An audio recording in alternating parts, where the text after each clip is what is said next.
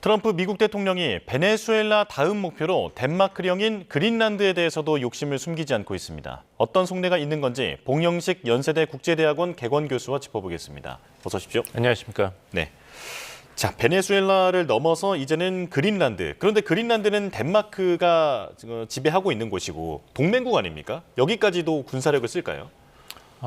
백악관 대변인의 공식 발언을 보면은 미국의 대통령은 미국군의 총사령관을 겸임하고 있기 때문에 모든 옵션이 테이블에 있다는 입장을 밝혔습니다. 예. 그것이 이제 미국 트럼프 행정부가 당장 그린란드의 점령과 통제를 위해서 미국군을 거기 파견한다는 뜻으로 해석되는 것은 무리가 있겠습니다만 이것이 미국 정부의 일관된 입장이라는 것은 오래전부터 사실 확립된 원칙입니다. 부시 대통령 때 9.11 테러 공격을 받고 미국의 대응에 대해서 이야기할 때도 똑같은 논리를 폈습니다. 미국 대통령은 모든 옵션을 테이블에 놓고 고려할 권한이 있다. 군사 행동도 배제되지 않는다는 입장을 했기 때문에 미군을 활용하는 것은 언제나 최고 사령관의 선택지의 하나라는 입장을 다시 한번 확인한 것이 즉각적으로 트럼프 행정부가 그린란드에 군사행동을 전개하겠다는 뜻으로 해석될 수는 없지만 그것도 배제하지 않는다는 원론적인 입장을 확인한 것입니다. 예. 하지만 아까 자료 화면에서 보신 것처럼 미국 의회에서는 베네수엘라 마두로 대통령 체포 이후에 미국이 군사적으로 남미에 깊숙이 개입을 하게 된다면 제2의 이라크 전쟁, 제2의 아프가니스탄 전쟁과 같은 악몽이 되풀이될 것이라는 우려가 있기 때문에 그린란드에까지도 또 동맹국인 나토 유럽 회원국의 심기를 거스리면서까지 군사행동을 한다면 미국의 국력이 쇠퇴할 수밖에 없다. 이것은 마가 운동이 지향하고 있는 미국 우선주의에 반대되는 행동이다. 이런 우려가 있습니다. 예. 따라서 제가 보기에는 가장 유력한 시나리오는 그린란드에 미군을 배치하되 유럽 회원국, 나토 회원국도 같이 참여하는 형태.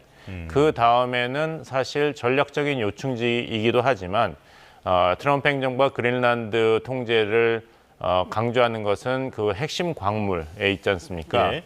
그래서 광물 채굴 권한과 그 활동을 미국이 가지는 그래서 그린란드의 자치권은 유지되되 그리고 미국이 독자적인 군사행동을 하지 않고 나토 유럽국과 같이 군사행동을 해서 부담도 덜고 대신에 핵심 광물 접근권은 미국이 가져가는 그런 방식으로 진행될 것 같습니다. 네. 개인적으로는 어떤 그 시나리오가 될지 그 전망을 해주셨는데 그린란드를 왜 미국이 탐내는지 그 배경도 설명해 주시죠. 그린란드가 북극에 가깝기 때문에 지구가 이렇게 둥근 그 원천이지 않습니까? 네.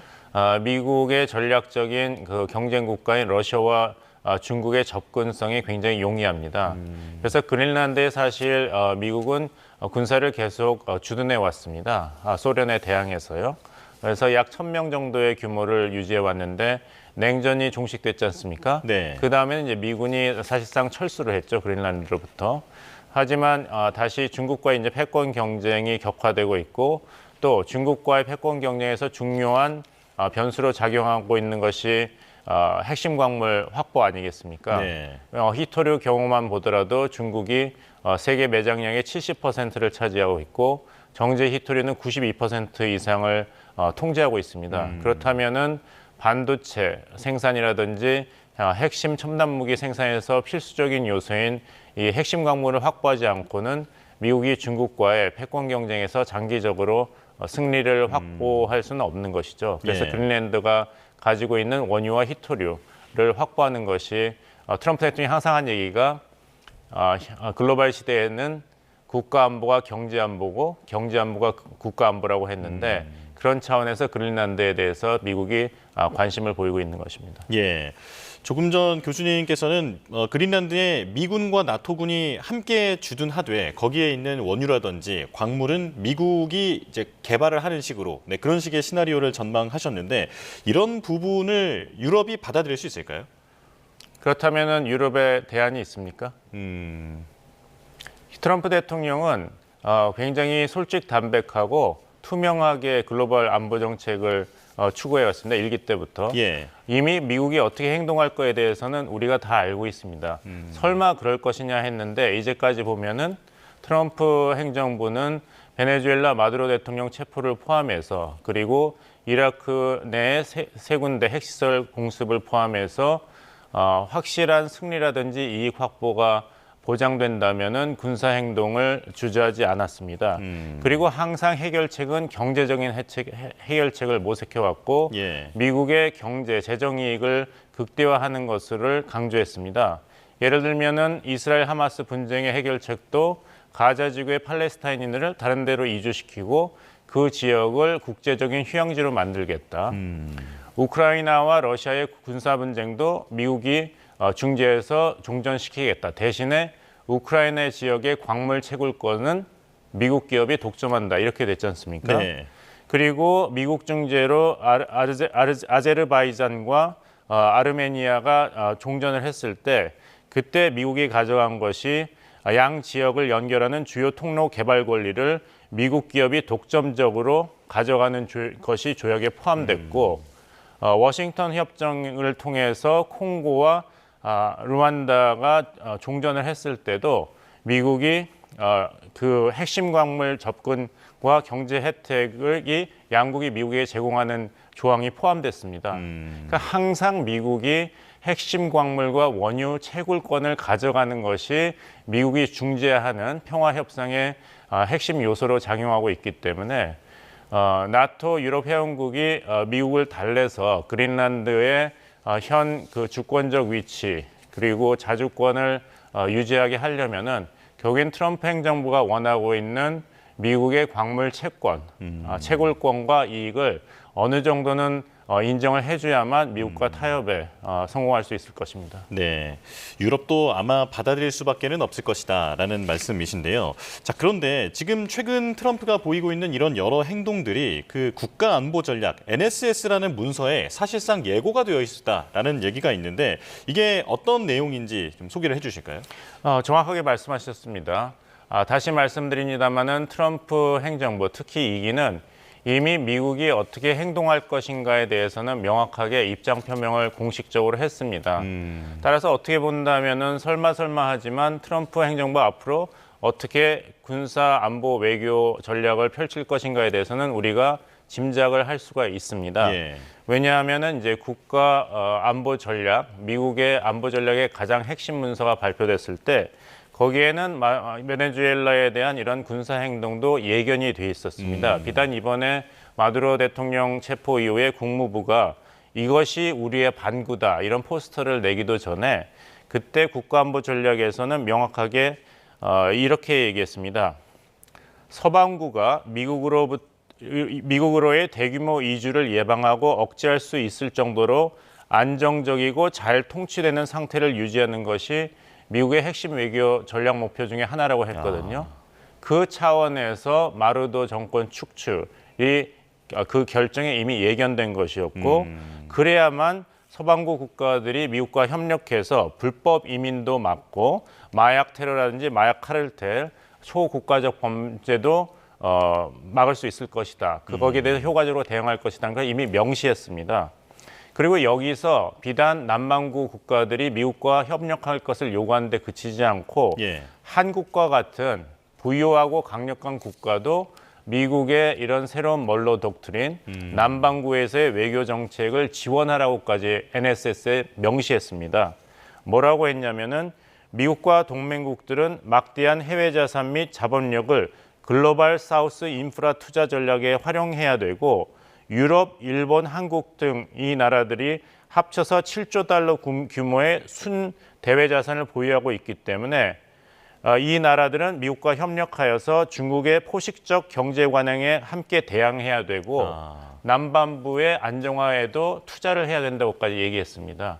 즉 베네수엘라에 대한 군사 행동이 그냥 남반구 장악에만 그치는 것이 아니라 글로벌 전략의 일부로서 작동하고 있기 때문에 한국과 같은 미국이 보기에 능력이 있고 부유한 국가들의 협력과 참여도 앞으로 요구할 것입니다. 사실상 지금 트럼프 정책에 대한 그 사전 설명서 같은 그런 성격을 띠고 있는 문서인데요. 이 부분에 대한 분석도 더 필요해 보입니다. 자, 지금 이재명 대통령이 방중을 하고 이제 오늘 돌아올 예정인데 일본의 반응에 대해서도 좀 짚어보겠습니다. 중국이 일본에 대한 새로운 보복 조치를 발표했는데요. 그러니까 군수용과 또 민간용으로 사용할 수 있는 그런 물자들에 대해서 수출을 금지한다고 합니다. 그런데 이재명 대통령이 국빈 자격으로 중국을 방문한 시점에 지금 이런 조치가 나오다 보니까 중국은 어떤 배경에서 이렇게 대응하고 있는 것이냐 분석이 좀 필요해 보입니다. 그 질문을 바꿔서 한국 입장에서 풀이를 한다면은 왜 2026년도 1월 중국 시진핑 정부가 그 어느 나라보다도 앞서서 한국의 이재명 대통령을 국빈 방문을 하였는가 이것을 살펴봐야 되겠죠. 예. 어떤 특별한 이유가 있었기 때문에 한국을 존중하는 제스처를 보여준 것이라고 봐야겠죠. 그 배경에는 지금 대립각을 세우고 있는 중국과 일본의 대결 양상에서 한국을 중국 쪽으로 끌어들이는 것이 중요해졌기 때문입니다. 예. 이미 발표된 것은 이재명 대통령이 일본의 다카이치 총리와 그 방일에서 정상회담을 가지기로 돼 있죠. 그러니까 중국 입장에서는 그런 이재명 다카이치 한일 정상회담이 열리고 거기서 대중국 견제가 강화되는 방향으로 한일 간의 협력이라든지 한미일 안보 협력이 발전을 한다면은 중국에도 큰 타격이 가기 때문에 일본과의 이런 대립각 차원에서 한국을 어느 정도 일본 측의 입장에 동조하는 쪽으로 설득시킬 이유가 대두됐기 때문입니다. 예. 즉 한일 정상회담이 그냥 열리는 것을 보고 있을 것이 아니라 한국에 대해서 중국의 입장을 강하게 제기하는 그런 외교적인 공간이 그런 그 사례가 필요했기 때문이죠. 예. 그래서 본다면은 일본 때리기에 한국도 동참하라는 적어도 일본 쪽에서 편을 들지 말라는 메시지를 이번에 전달한 것으로 보이고 그것이 이제 그 시진핑 주석의 메시지도 잘 나와 있죠. 중국은 항상 역사의 올바른 편에 있다. 그 말은 중국이 역사의 올바른 편에 있기 때문에 한국도 좌고우면하지 말고 미국, 일본 쪽을 볼 게 아니라 중국 쪽에 서야 된다. 한국과 중국은 일본의 군국주의 때문에 막대한 피해를 같이 경험한 사례가 있다. 그러니까 같이 힘을 합쳐야 된다. 이런 얘기를 했죠. 예. 하지만 이제 한국의 이재명 정부는 여기에 대해서 무조건적인 중국 편들기에 대해서는 거리를 두고 있습니다. 사실 보기에 시진핑 주석이 모두 발언에서 이렇게 얘기했죠. 친구는 사귈수록 가까워지고 이웃은 왕래할수록 가까워진다고 했는데 그렇게 친구고 이웃이라면은 그 한국을 왜 9년 동안 소홀히 했습니까? 예. 이제 와서. 그리고 같이 역사의 올바른 편에서 투쟁을 했다 하는데 그렇다면은 병자호란은 어떻게 되고 6.25 때 중국이 군사 개입을 한 것에 대해서는 시진핑 주석이 왜 아무 얘기도 안 하는지.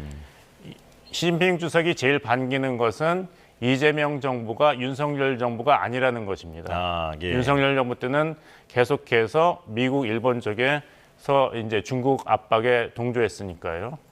시진핑 주석이 제일 아쉬운 것은 이재명 정부가 문재인 정부가 아니라는 것입니다. 문재인 정부 때는 3박 4일 국빈방문 때 중국 고인사를 만나지 못하고 10끼 중에 8끼를 혼밥을 했지 않습니까? 그래도 한국은 작은 나라지만 대국 중국의 중국몽에 함께하겠다. 이런 중국의 부드러운 태도를 보였는데 아직 이재명 정부는 그 정도까지는 아니기 때문에 이렇게 중국이 국빈 방문을 초청하는 식으로 이재명 정부 달래기에 나선 것으로 보입니다. 네, 알겠습니다. 여기까지 말씀 듣겠습니다. 봉영식 연세대 국제대학원 개건 교수와 함께했습니다. 고맙습니다.